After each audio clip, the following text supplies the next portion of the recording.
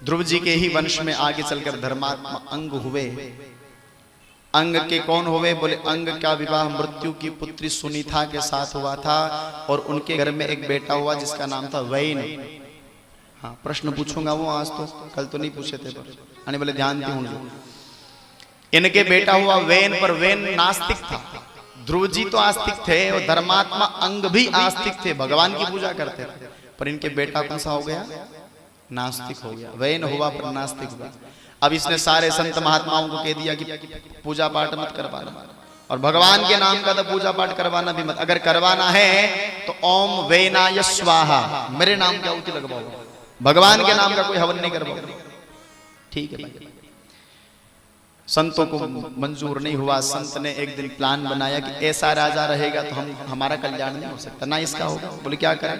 इसका सदगति करो। सब संतों ने मिलकर उसको भगवान के घर पहुंचा दिया। और जब कोई राजा न रहा तो वैन के शरीर का मंथन किया गया। उस वैन का शरीर का मंथन किया गया तो पहले तो एक काला कलूठा पुत्र प्राप्त हुआ, उसका नाम था निशीथ। निशीथ का भी जब राज्य न चला तो फिर पुनः उस शरीर का मंथन किया गया, उससे एक बालक हुआ। उस बालक का नाम है पृथु। और पृथु महाराज ने ही इस पृथ्वी को मां की तरफ, पृथु महाराज का जन्म न हुआ इससे पहले पृथ्वी के जितने भी सुंदर तत्व है, जितने भी इसके पास आभूषण हैं, जितने भी इसके पास अन्न वन्न जितना भी था, ये सब पृथ्वी ने अपने अंदर समेट लिया। लेकिन पृथु महाराज जब आए तो पृथु महाराज के सामने पृथ्वी गाय बनकर आई और इन्होंने ही गाय का दोहन किया। इसका नाम पहले वसुंधरा था, पृथ्वी का नाम क्या था? वसुंधरा। लेकिन पृथु महाराज ने मां की तरह इसको पाला तो वसुंधरा से इसका नाम हो गया पृथ्वी। क्या हो गया? पृथ्वी। पृथु महाराज की वजह से इसका नाम पृथ्वी हो गया। प्रेम से बोलिए, थोड़ा और जोर से। पृथु महाराज की सभा में एक दिन सनत कुमार पहुंचे। सनत कुमार से पृथु महाराज ने हाथ जोड़कर पूछा, महाराज कल्याण का कोई मार्ग तो बताओ। सनत कुमारों ने कहा कि जब अवस्था समाप्त हो जाए, 50 साल के हो गए, उसके बाद आपकी घर में कोई जिम्मेदारी नहीं। जिम्मेदारी तो है देख रेख की, लेकिन काम मत करो। आप राज्य संभालने योग्य हैं तब तक संभालिए, लेकिन है पृथु महाराज, आप जब बेटा बड़ा हो जाए तो सारा छोड़ दीजिए उसके भरोसे। और ये होना चाहिए। और इस दृष्टांत से हमें सीख मिलती है। पृथु महाराज भी बात को सुनकर अपने बेटे को सारा राज्य देकर वन में जाकर भगवान का भजन करने लगे। और हम भी आपसे कहना चाहेंगे, चाहे कितना भी आप शरीर को मांझ लो, चाहे कितना भी आप कोशिश कर लो, लेकिन मृत्यु सबको आनी है। मृत्यु सबको आनी। जगत में कोई परमानेंट है ही नहीं भाई। और पूछो मत, आजकल लोग ऐसे ऐसे कि जगत में रहने के लिए तो ढोंग करते हैं। और यहां लिखा है कि जगत में कोई नहीं परमानेंट, कोई भी इस दुनिया में रह ही नहीं सकता। मैंने कल बताया था ना, परसों के दिन, कि हम जब यहां से जाएंगे तो भगवान 3 लालटेन बताएंगे। कौन कौन सी? आई सफेदे दांत गिराया, अरे चमड़ी लटकी जा रही है, अरे हो जाना तैयार गाड़ी स्टेशन पर आ रही। पर भगवान के विरुद्ध चल गए हम। भगवान ने सफेद बाल कर दिए कि मरने वाला है तो उसको मौत का डर हुआ, नई के पास जाकर काले करवा लिए कि मर ना जाऊं। दांत गिराया, दांत गिरा दिए तो डॉक्टर के पास जाकर 32 फीट करवा लिए। और ये तो फिर भी पुरुष वर्गों की बातें हैं, लेकिन माताएं बहनें क्या करती पता है? अपने शरीर को अच्छा रखने के लिए खूब लाले लिपस्टिक पोतती है। बुरा मत मानना, लेकिन ये केमिकल तो नहीं लगाना चाहिए भाई। मांग भरते ना, मांग किससे भरते हैं? सिंदूर से भरते हैं। आपके घर में कोई बहू सिंदूर से भरती है क्या मांग? और मांग भरना क्यों चाहिए? कब से प्रचलन हुआ? बोले एक बार क्या हुआ, सीता मैया सिंदूर भर रही थी मांग में। हनुमान जी जाकर कहा, अरे मैया ये क्या है? तो उस समय सीता मैया ने कहा था, ये सिंदूर जो है ये मेरे स्वामी की आयु को बढ़ाता है, इसलिए मांग भर रही। हनुमान जी को बड़ा विषय अच्छा लगा, इतना सा सिंदूर लगाने से मेरे स्वामी की आयु बढ़ेगी। वो मेरे भी तो स्वामी हैं। हनुमान जी गए, हनुमान जी सिंदूर की फैक्ट्री में जाकर पूरे गुलाब उसमें सिंदूर में होकर आए, तभी से हनुमान जी को चोला चढ़ता है। सिंदूर समझते हो ना कैसा होता है। और मांग भरने का सही नियम बताऊं मैं आपको कौन सा? मांग भरने का सही नियम अगर आप फॉलो करें तो इस नाक से लगाकर चोटी तक मांग भरनी चाहिए।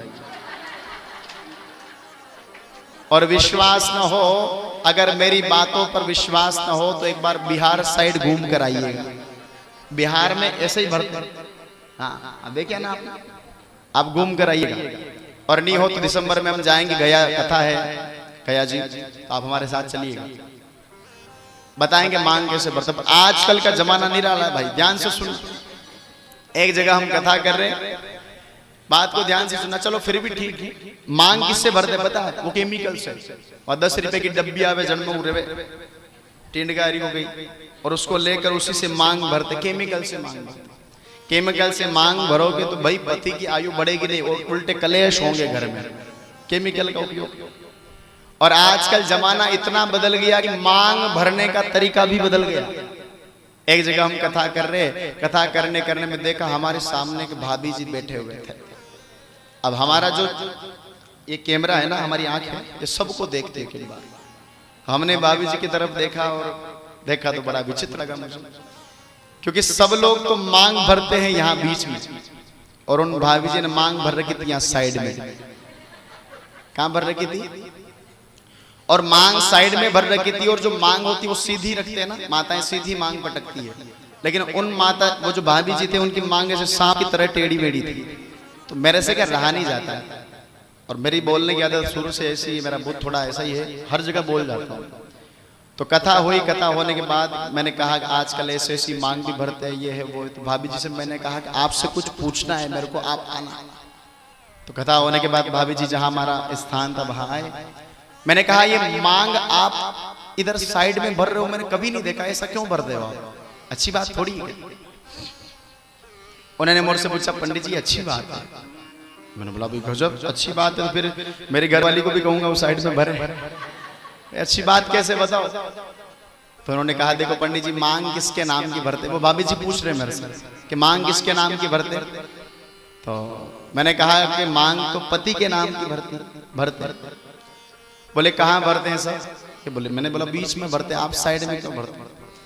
भाभी जी ने कहा सब पत्नियां अपने पति को सर पर बिठा के रखती है, पर मैं मेरे पति को सर से उतार कर रखती हूँ। मैं सर पर नहीं बिठाती भाई।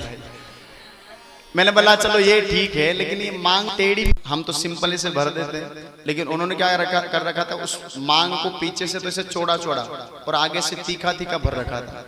आजकल फैशन है ऐसे, तो उस मांग को ऐसे भर रखा था। मैंने बोला कि ये फिर मांग आगे से तीखी तीखी क्यों है? उन्होंने कहा कि एक दिन में मांग पटक रही थी और थोड़ी टेढ़ी मेढ़ी हो गई, आगे से मैंने तीखी तीखी भरी, और उसके बाद जब से मैं ऐसे मांग भर, उससे पहले पति मेरे से डरते नहीं थे, लेकिन जैसे ही मैंने ऐसे टेढ़ी मेढ़ी और आगे से पेनी मांग को भरना चालू किया, अब मेरा पति मेरे सामने बोलता भी नहीं।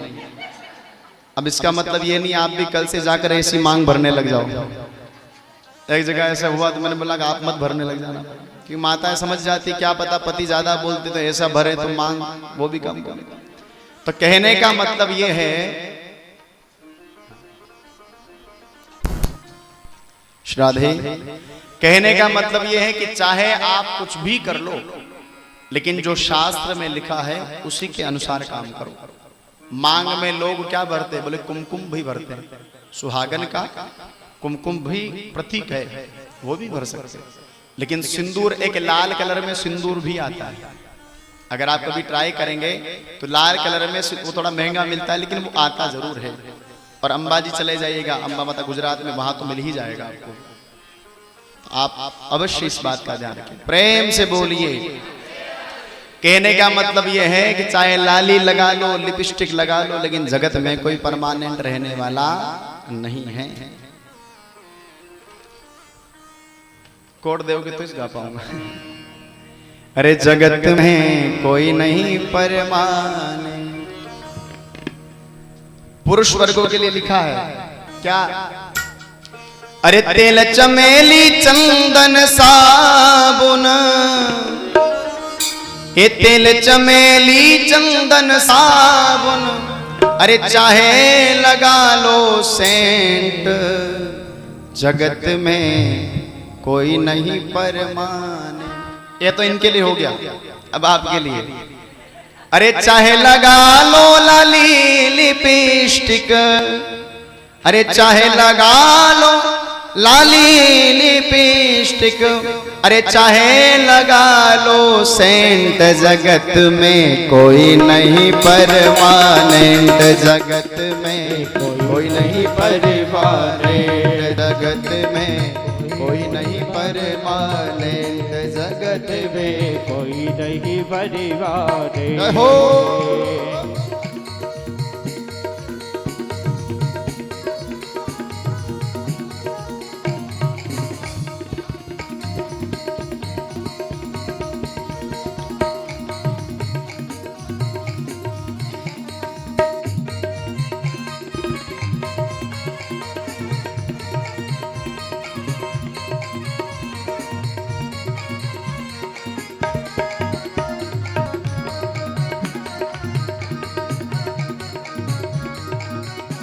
और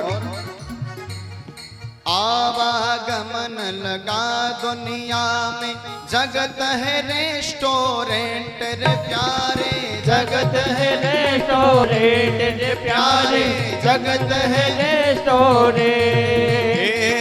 आवागमन लगा दुनिया में, जगत है रेस्टोरेंट रे प्यारे, जगत है रेस्टोरेंट रे प्यारे, जगत है रेस्टोरेंट।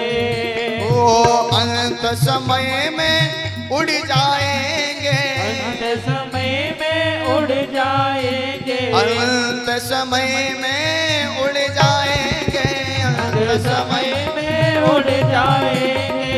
ये तंबू और टेंट, जगत में कोई नहीं परमानेंट, जगत में कोई नहीं परमानेंट।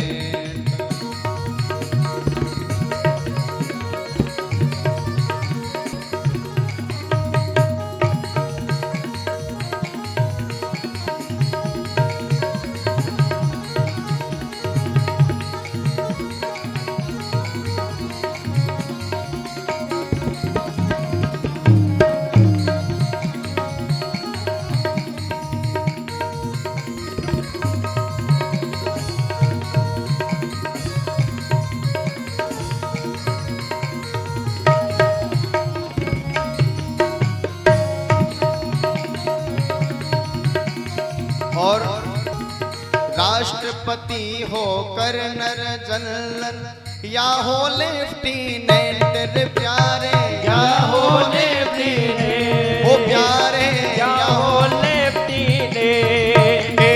काल सभी को खा जाएगा, काल सभी को खा जाएगा, काल सभी को खा जाएगा, काल सभी को खा जाएगा।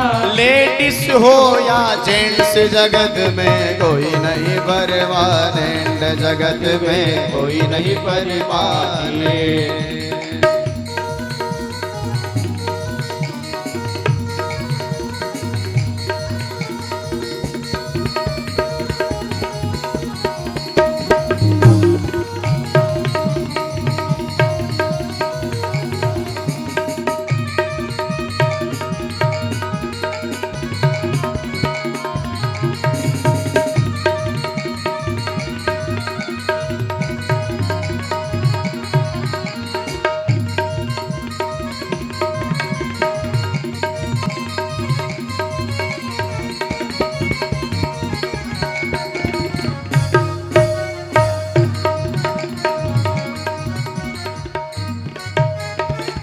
और कहीं पर भी जाओ घूमने, लिखा है हरिद्वार चाहे काशी मथुरा, घूमो दिल्ली के तेरे प्यारे, घूमो दिल्ली के प्यारे, घूमो दिल्ली के।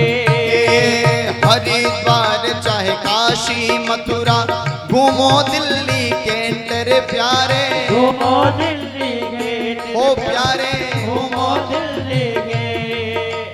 मन में नाम प्रभु का राखो, मन में नाम प्रभु का राखो, मन में नाम प्रभु का राखो, मन में नाम प्रभु का राखो। अरे धोती पहनो या पैंट जगत में कोई नहीं परमानेंट, जगत में कोई नहीं परमानेंट।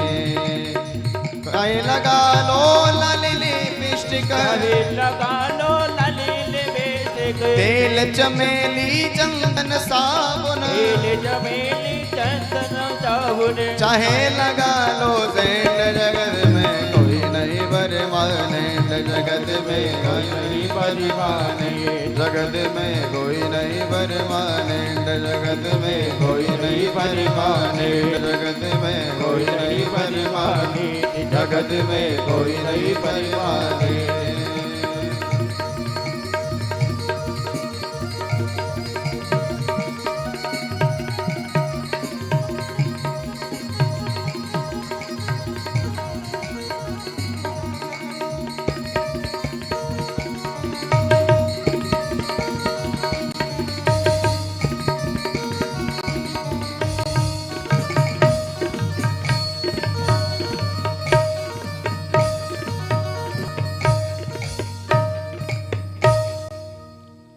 प्रेम से बोलिए, थोड़ा और जोर से। क्या करना है? भले कहीं भी कर लो भाई, लेकिन जगत में कोई नहीं परमानेंट। कहाँ कहाँ घूमने जाते हो? अरे हरिद्वार चाहे काशी मथुरा, एक घूमो दिल्ली कैंट, पर क्या फल देगा? घूमना फल नहीं देगा। क्या देगा तो फिर? अरे मन में नाम प्रभु को राखो, अरे धोती पहनो या पैंट, जगत में कोई नहीं परमान। और मान लो हम लाली भी लगा ले, लिपस्टिक भी लगा ले, फाउंडेशन भी लगा ले, सब लगा ले, तो कितने साल तक? बोले अधिक से अधिक मान लो 30 वर्ष। वन रे बाद में तो चामड़ी लटकेगा, पच लगा जो देगा लाली लिपस्टिक। हाँ, प्रेम से बोलिए। इस दुनिया में किसी को रहना नहीं है भाई।